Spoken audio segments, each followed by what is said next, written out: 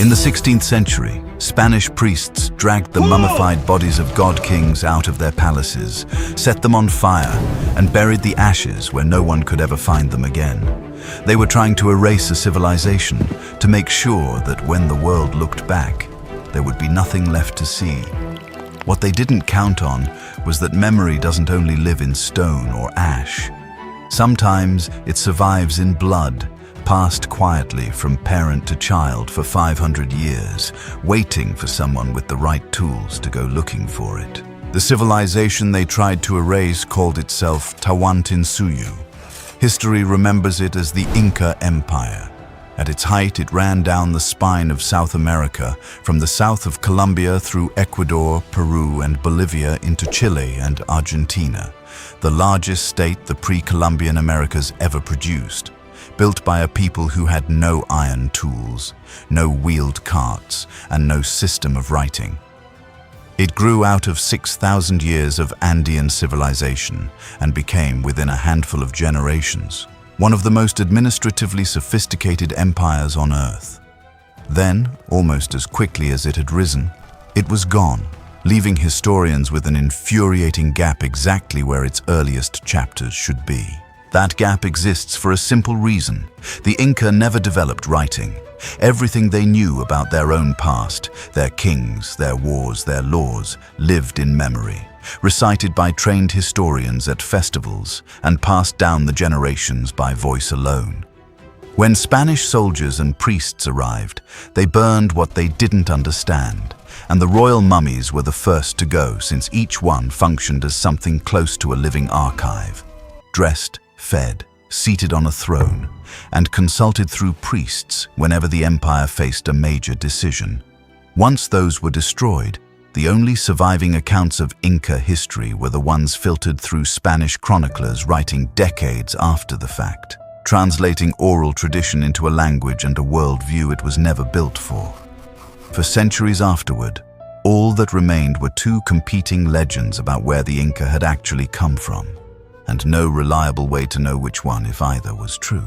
The first legend named a divine couple, Manco Capac and Mama Oclo, said to be children of the sun god who rose from the waters of Lake Titicaca on the border between southern Peru and northern Bolivia, roughly 500 kilometers south of Cusco, in the same region where the older Tiwanaku civilization had once ruled. The second legend was stranger and considerably more violent. It told of four brothers with supernatural gifts, the Ayar brothers, who emerged from a cave inside a hill near a place called Pachacuti, about 50 kilometers south of Cusco, and set out together to find a new home. Only one of them, a man named Manco, survived the journey. The other three were lost along the way, to accident, to treachery, to forces the story never fully explains.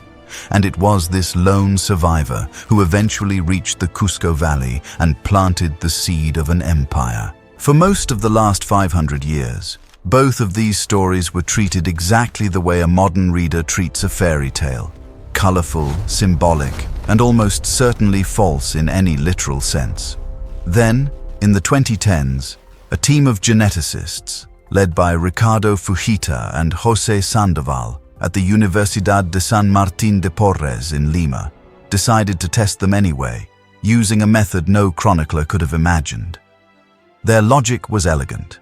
If the first legend were true, if every Sapa Inca really did descend from a single founding couple, then royal bloodlines should show one unbroken patrilineal signature.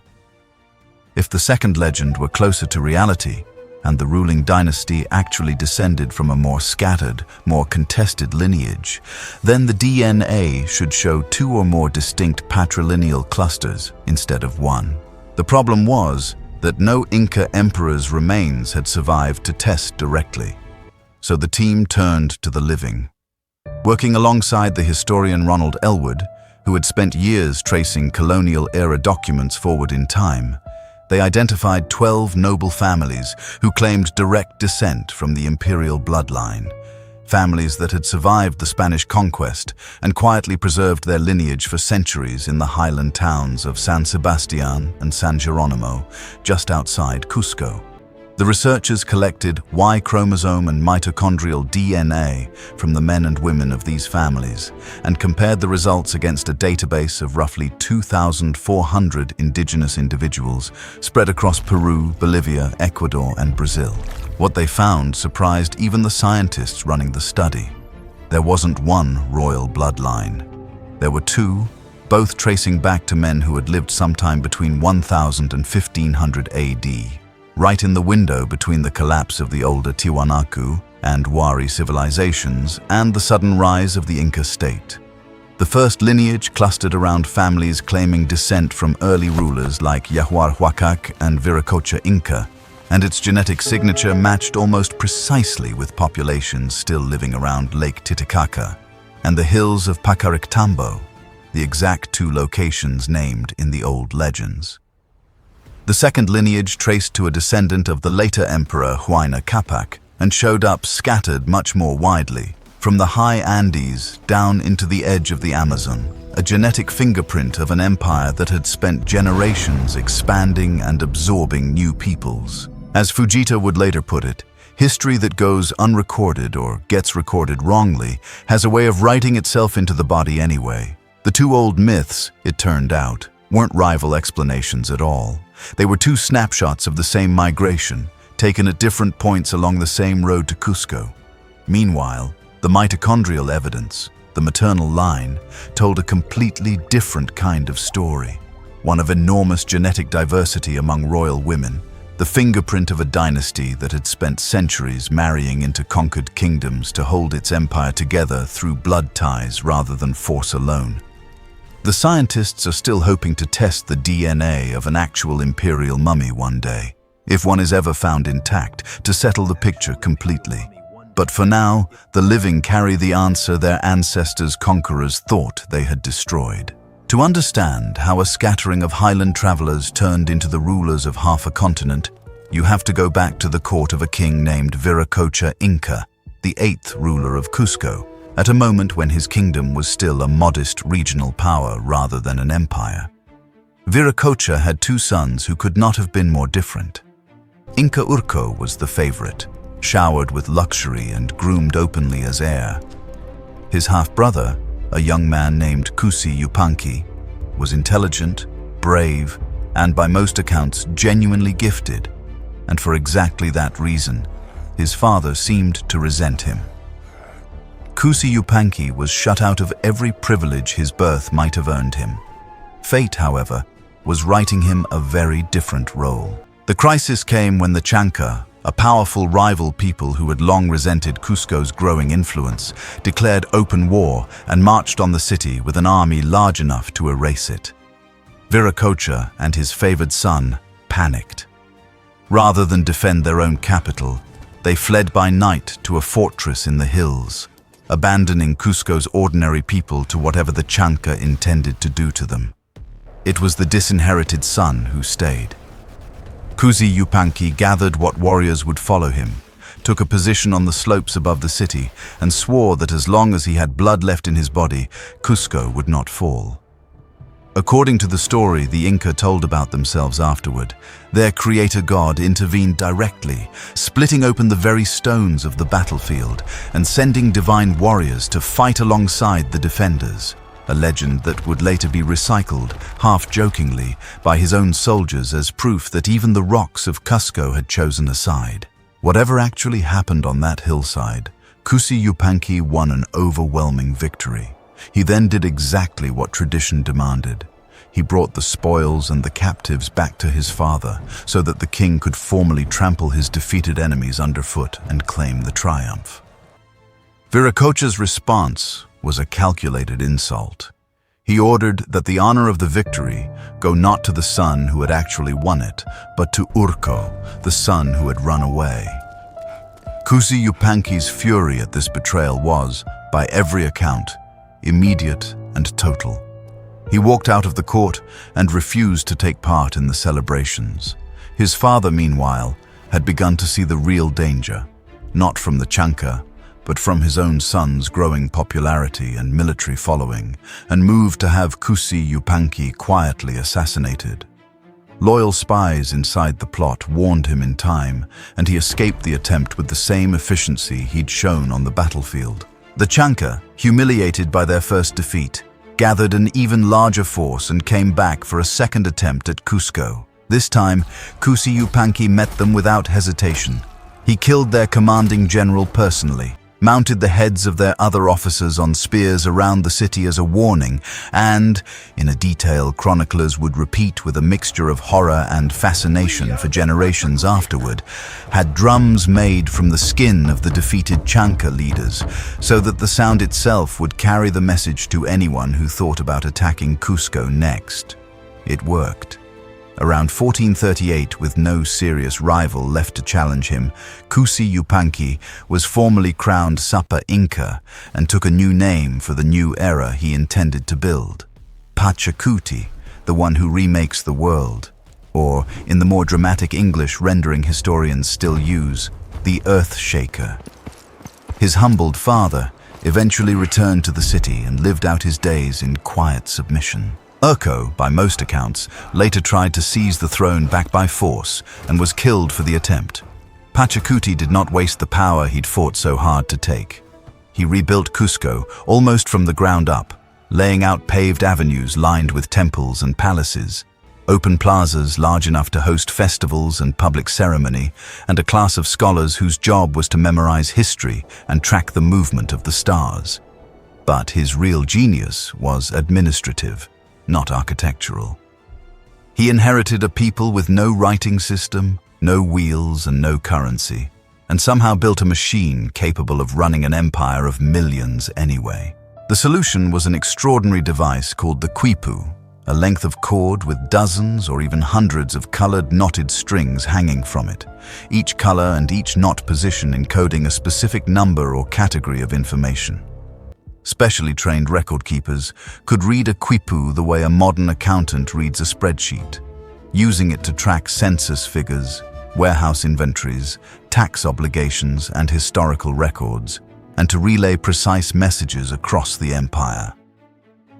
Around this information system, Pachacuti built a labor economy called reciprocity. In exchange for protection, food security, and gifts from the state, every household owed a rotating labor tax called the mita, a few months a year spent farming state land, weaving cloth, building roads, or serving in the army when called. It was this system, more than conquest alone, that persuaded the scattered highland communities living at different harsh altitudes across the Andes, herding llamas and alpacas for wool, raising guinea pigs for meat, terracing entire mountainsides into stepped fields of maize, potatoes, and quinoa, to fold themselves willingly into Pachacuti's growing state rather than resist it. Not everyone submitted so easily. Early in his reign, a proud regional ruler named Capac made the mistake of demanding Pachacuti's surrender and boasting that once he won, he would drink from a cup carved out of the Inca's own skull. Pachacuti's answer was to march an army over the mountains, crush Capac's forces in a matter of hours, and publicly execute him in Cusco as an example. Word of what happened to rulers who resisted traveled fast, and in the years that followed, many regional lords chose to submit peacefully rather than test Pachacuti's patience, keeping their local authority in exchange for loyalty. His armies, meanwhile, grew to well over 100,000 men and developed a reputation for psychological warfare as much as battlefield skill, chanting threats about what they would do with the bones and skin of anyone who betrayed them before a single arrow was even fired. A tactic that persuaded more than one enemy force to surrender without a fight. Yet Pachacuti balanced this brutality with genuine, calculated generosity. Massive state storehouses, built deliberately in visible locations on hillsides so that everyone could see how much the empire had stockpiled, distributed food and supplies during famine and hardship, earning him a reputation among ordinary people as a protector of the poor as much as a conqueror of kings. His campaigns eventually carried him south to Lake Titicaca itself, the birthplace named in the old origin legend, where his armies found the abandoned stone monuments and temples of the far older Tiwanaku civilization still standing along the shore. The Inca came to believe this was the exact spot where their creator god had first brought the sun, moon, and stars into being. With the highlands secured, Pachakuti turned his attention toward the one power on the continent that could still rival his own: the Inca Empire, ruling roughly 1 million people along the desert coast from its enormous capital city of Chanca. It was, by any measure, a formidable target. A fortified city of some 30,000 people, laced with irrigation canals, temples, and sculpture on a scale that rivaled anything the highlands had produced. Pachakuti sent his son, Tupac Inca Yupanqui, north to take it. Inca commanders were not reckless brawlers. Before any major campaign, they sent spies ahead to map an enemy's weaknesses and built detailed three-dimensional clay models of the terrain to plan their attack.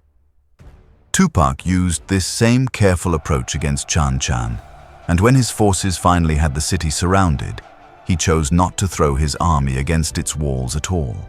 Instead, he diverted the Moche River, cutting off the water supply the entire city depended on. Without a single major assault, Chanca's resistance crumbled from thirst alone, and the Chimu surrendered. Tupac returned to Cusco, not just with plunder, but with the empire's finest goldsmiths, weavers, and potters, whose skills the Inca immediately put to use. Watching his son manage the campaign, Pachakuti became convinced he had found the man who would carry the empire forward after him.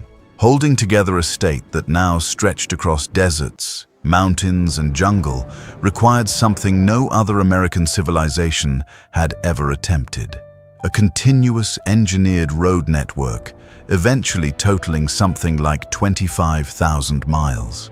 Sections were paved with fitted stone, carved into staircases up impossibly steep slopes, reinforced with retaining walls against landslides, drained by careful stone channels, and, where a canyon or gorge made a direct route impossible, spanned by suspension bridges woven from grass and fiber that could carry a column of soldiers across a drop of hundreds of feet. A road network is only useful if news can travel on it faster than an army can march, and for that, the Inca built one of the most efficient communication systems in the pre-modern world: the chasqui relay. These were elite long-distance runners, trained from childhood, stationed in small shelters, spaced roughly every 5 miles along the major highways.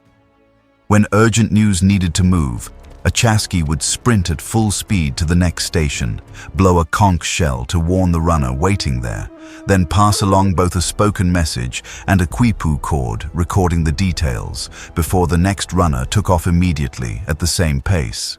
Through this relay, a message could cross nearly 270 kilometers in a single day, a distance that would take Spanish riders on horseback, decades later, the better part of a week to cover.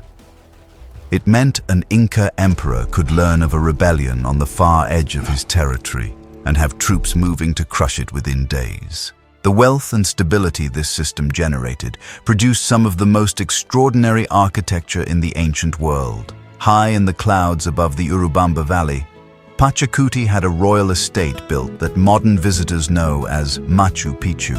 Its temples and residences fitted with strange trapezoidal doorways and windows, its walls built from massive stone blocks cut and joined with such precision that not even a blade could slide into the seams between them, all without mortar, without iron tools, and without a single wheel to move the stone. Mountain spring water was channeled down through carved stone aqueducts into ceremonial baths and fountains throughout the site, and the whole structure has shrugged off centuries of Andean earthquakes that flattened far more modern buildings built centuries later. Closer to Cusco itself, Pachakuti began an even more ambitious project: a massive terraced fortress on the hill overlooking the city, known today as Sacsayhuamán. Its zigzagging walls, arranged in 3 tiers, said to represent the teeth of a puma, since the Inca had laid out the entire city of Cusco in the shape of that animal, used stones weighing up to 200 tons apiece, quarried from sites miles away and dragged into place using nothing but ropes, log rollers, and raw human labor, at a cost chroniclers later estimated at 20,000 workers over several decades. Construction continued for years after Pachacuti's death, finished under his son and grandson. When Spanish soldiers eventually saw the completed structure, more than one of them wrote home that they simply could not believe human hands alone had built it, some insisting it must have been the work of demons, since nothing else in their experience could explain stones that size fitted so precisely without mortar. 2 centuries later, when a massive earthquake leveled colonial Cusco's mortar and brick Spanish buildings around it, Sacsayhuamán's walls barely shifted. By the time Pachacuti reached old age, he understood his time was running out. He called his son Tupac Inca Yupanqui to his side and left him with what amounted to a final set of instructions. Hold together everything that had been built, protect it, expand it further if he could, and see to it that his body was properly cared for after death so that his spirit could return in peace to his father, the sun. When Pachacuti died, the empire he'd built from nothing plunged into formal, elaborate mourning. The Inca believed the dead did not simply vanish. They remained present, watching over the living, and a passing as significant as an emperor's demanded sacrifice in kind. Treasure was buried in his honor. Thousands of llamas were ritually killed, and in a practice that later chroniclers recorded with visible unease, young men and women from across the empire were selected to accompany their emperor into the next life. Rather than being buried, his body was mummified and seated on a throne in his own palace, dressed daily, offered food and drink as though still alive, attended by servants and consulted by priests through ritual whenever the empire faced a decision important enough to need his blessing. Tupac Inca Yupanqui inherited a throne that came with immediate problems. Word of Pachacuti's death triggered rebellions across several provinces, most seriously among the Kola people to the south, who murdered Inca officials and tried to break free. Tupac crushed the uprising without hesitation, defeating the rebels in a brutal campaign and following the same grim tradition his father had used against the Chanca, having enemy commanders' skins stretched into war drums as a warning to anyone else considering revolt. He then pushed the empire's borders even further, deep into present-day Argentina and Chile, and gave his sprawling new state the name it would carry into history, Tawantinsuyu, the 4 provinces bound into one, each administered by its own governor answering directly to Cusco. He also completed much of the great fortress at Sacsayhuamán his father had begun. Following royal custom, meant to keep the bloodline of the sun god pure, even as the emperor took secondary wives from conquered nobility for political alliance across the empire, Tupac married his own sister, Mama Oclo, as principal queen. He died around 1493, and after a brief succession struggle among his sons, the throne passed to Huayna Capac. Huayna Capac's reign became remembered afterward as something close to a golden age, a long stretch of relative peace historians now call the Pax Incaica. He spent his early years pushing the northern frontier deep into Ecuador, and in one campaign came close to disaster when rebellious highland fighters ambushed his column, threw him from his royal litter, and nearly captured him outright. He fought his way free, rallied his soldiers, and hunted the rebels down to the shore of a lake, where the retaliation that followed was so severe, the lake itself was afterward known as Yahuwah Kocha, the Lake of Blood. Under his rule, the empire reached its absolute maximum size, watchtowers and garrisons standing along every frontier, from coastal desert to the edge of the Amazon rainforest, with no remaining regional power capable of seriously challenging Inca authority. For the ordinary farmers and herders living inside its borders, it was as stable and prosperous a period as the Andes had ever known. Then, sometime after 1520, disaster arrived from a direction no one in Cusco could have anticipated, carried not by an invading army, but by a disease that had never touched the Americas before. Smallpox swept down through the empire ahead of any European soldier, spreading along the very trade routes and roads that had made Tawantinsuyu so powerful, and against a population with zero immune defense, it killed with terrifying speed. Among its victims were Huayna Capac himself and Ninan Cuyochi. the son he had chosen as his successor, both dead within the same outbreak, leaving the largest empire in the Americas with no clear heir at the exact moment two European powers were beginning to eye the continent. Into that vacuum stepped two of Huayna Capac's surviving sons, Huascar in Cusco and Atahualpa in the northern city of Quito, and what followed was a civil war as brutal as anything the empire had inflicted on outside enemies. Soldiers who had once conquered deserts and mountains together now turned their weapons on each other. And by the time Atahualpa's battle-hardened generals finally crushed Huascar's forces, the empire that had stood unified and unchallenged only a few years earlier was hollowed out from within, weakened by plague, fractured by civil war, and utterly unprepared for what was approaching from the coast. It was at precisely this moment of maximum vulnerability that a small, strange group of foreigners appeared at the empire's edge. Pale-skinned men in iron armor, carrying weapons unlike anything the Andes had ever produced, led by a Spanish commander named Francisco Pizarro. Within a matter of months, they would capture Atahualpa himself at Cajamarca, and within a few years, the empire that had taken less than a century to build would be gone. What the story of the Inca actually leaves behind isn't just the story of a collapse. It's the story of an extraordinary rise, a scattering of highland travelers who, without metal tools, without the wheel, without a single written word, built the largest state the pre-Columbian Americas ever saw, and ran it with an efficiency some modern administrators would envy. The conquistadors and the priests who came after them burned the mummies, melted the gold, and did everything in their power to make sure that rise would be forgotten. They didn't fully succeed. The stones of Machu Picchu and Sacsayhuamán are still standing exactly where they were built, unmoved by earthquakes that toppled newer things around them. And in the blood of millions of people still living across the Andes today, so is the rest of the story. Waiting, as it turned out, for someone to finally go looking. If a story like this is the kind of history you want more of, staying subscribed means you won't miss the next one.